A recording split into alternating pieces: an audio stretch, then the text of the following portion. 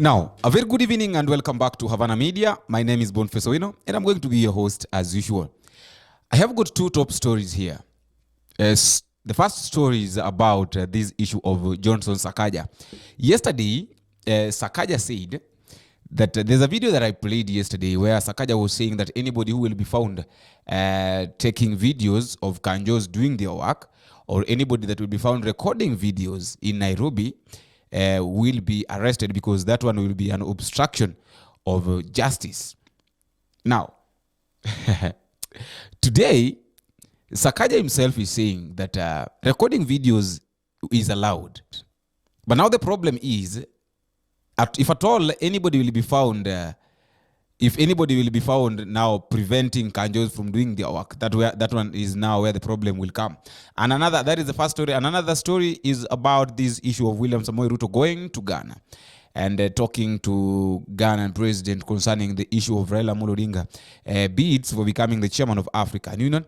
And according to the reports, we hear that the Ghanaian president have accepted to support Raila Amolo Odinga to become the chairman of African Union. Those are the top stories that we'd like us to talk about. But before we do that, I would like to give you time to go to the comment section so that you can tell me what you think. But before you comment, if it's the first time that we are meeting, I like to ask you to just take a moment, go to the subscription area, you click the subscribe button, and then you click the notification bell so that any moment there is a video that we uploaded as Havana Media, you'll be the first person to be notified. That is the only way to join our family. And without forgetting those who have joined us, those who have been giving us your support is very much important and we really appreciate it. And as I normally say, feedback is normally the key thing in any form of communication. Thank you. We must let our enforcement officers do their work. Obstruction of government officers fulfilling their mandate is a crime punishable by law and will be dealt with firmly. The people of Nairobi affirmed their desire for a city of order. Order will be maintained. To set the record straight, members, and to be clear, there is no problem whatsoever in recording officers as they perform their duties. If anything, it leads to increased accountability. You can even shoot a movie if you want. What we will not accept is obstructing them or inciting the public to turn against them as they perform their duties. Order will be established and order will be maintained. Honorable members, I really expect your support in protecting our officers, but ensuring that they also have accountability for the work that they do and that they treat the people of Nairobi with dignity.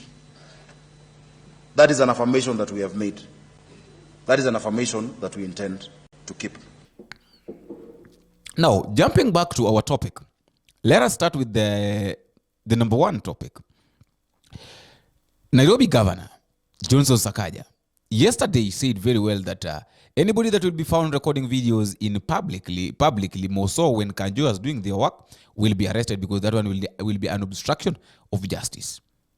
And today, he is again contradicting himself and he's saying that recording videos in public is not bad. I don't know why, and I don't know the reason as to why Sakaja would just decide to change his mind all of a sudden, because I remember yesterday, the main reason, and I told you in a video that I played, that the main reason as to why Sakaja was saying this is because Eric Omondi recorded his KANJOs doing something very wrong to the people. And maybe that is the reason as to why he said that. But today he's saying that anybody that will be recording videos in public is not bad. You can record videos as many as you can in Nairobi as long as you are not preventing the KANJOs from doing their work. So that one is like a contradiction again from what he said. Now, to the second story is about this issue of William Samoei, which I want us to major into for a bit, and I'll ask you some of the questions and give you my thoughts. Now, William Samoei Ruto working so hard on Raila to become the chairman of African Union, more so during his time when he went to Ghana yesterday, has taught me three things. First thing that this thing has really taught me is William Ruto is trying to show us that our local politics should not be a hindrance for us from getting greater things. Why am I saying this? Despite the fact that Raila, I know most of the people will be against me on this, but I just want you to bear with me and also tell me what you think. And on my side, I think William Ruto is trying to show us that despite the fact that we have got local politics, as Kenyans, there's local politics whereby there is ups and downs. There have been ups and downs whereby they are quarreling with Raila Amolo Odinga, arguing here and there with William Ruto, Raila Amolo Odinga, Kalonzo Musyoka, all those politicians. But it is really showing William Ruto campaigning for Raila into different countries is really showing us that there is something greater than only Kenya. We should not only major into Kenyan politics, because the moment we major into Kenyan politics and fail to focus on greater things, we will continue to suffer. That is number one thing that I've learned. The second thing that I've learned is this. He has taken this matter with a lot of seriousness, and even goes ahead to negotiate. Personally, he goes ahead to negotiate on behalf of Raila Amolo Odinga to become the chairman of African Union. Now, the negotiation comes whereby William Ruto is telling the people of Ghana, the president of Ghana, that you support Raila Amolo Odinga, and then I will support one of you to become the Secretary General of the same union. That is what it said. William Ruto said very well, told the Ghanaian president and the people of Ghana that I would like you to support Raila Amolo Odinga. But if you support Raila Amolo Odinga and he becomes the chairman of African Union, then I will also mobilize my people so that we can support you and support we can support your candidate to become the Secretary General of the African Union. Are you seeing that kind of negotiation? So that is a good negotiation, and it's also teaching us to be strategic. The third thing is strategy. The strategy that William Ruto is using, William Ruto has used in Ghana is this. He wants the votes from Ghana. But what will you bring in return? Okay, if you decide to support Raila, what I'll bring in return is this. I will mobilize my people so that we can also vote for one of you. That is a very good strategy. It means that if suppose Ghana failed to support, Ghana said that we will not support Raila. So it also means that the Secretary General support, they could have not gotten from Kenya. And they also need that post because they've given out their candidate to become the Secretary General, that they want to become the Secretary General. So support us, we support you. That is a very good strategy.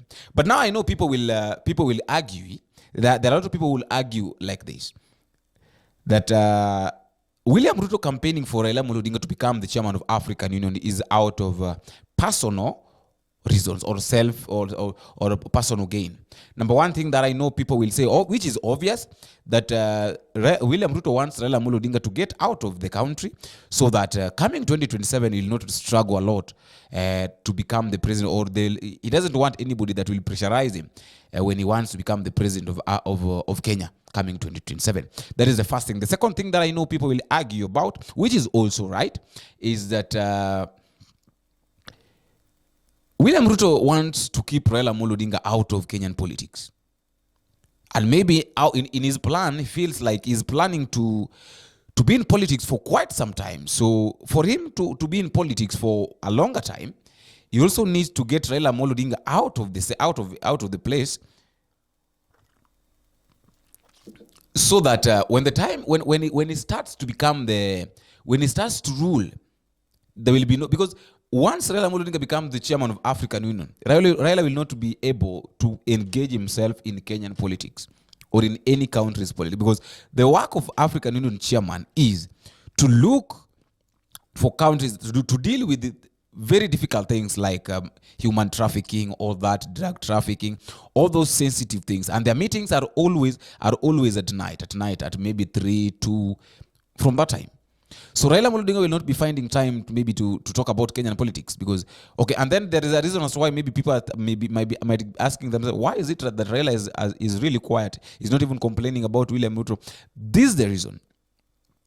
For you to become the chairman of African Union, you have to be very smart, because once the panel will be there and now you are there as a candidate, they will be looking at, have you been engaging yourself in your country's politics for the last 1 year?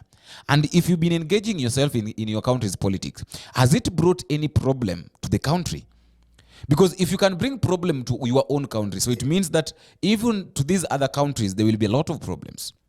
So that is one of the main reasons why maybe people are seeing Raila Amolo Odinga silent, moving, just talking about his party, ODM, not even involving himself with the reason of Azimio. You only hear him talking about Azimio as that even Kalonzo Musyoka can be the party, can be the coalition leader. Even Martha Karua, anybody can be. That is the only thing that Raila Amolo Odinga says.